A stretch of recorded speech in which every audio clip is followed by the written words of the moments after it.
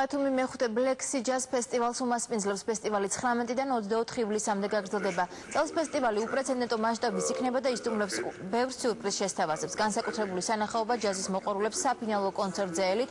ფესტივალს 2 გრემისა და 2 MTV-ის ჯილდოს მფლობელი მეისი გრეი ახურავს. ბათუმის სხვა მეგავარსკვლავებიც ეწვევიან, მონაწილეებს შორის იქნებიან უცხოელი და ქართველი ჯაზმენებიც. ერთი ინფორმაცია კიდევ თვითონ ბათუმში რა თქმა უნდა საკმაოდ ჯამში 200 მუსიკოსამდე მონაწილეობს 11 ქვეყნიდან 4 სცენა 40-ზე მეტი შოუ ანუ მხოლოდ ეს ციფრები მეტყველებს იმაზე თუ რამდენად დიდი მასშტაბით ტარდება წელს ფესტივალი და დარწმუნებული ვარ ის დაუვიწყარი იქნება. 3 დღის განმავლობაში ბათუმში იქნება უფასო კონცერტები 4 სცენაზე.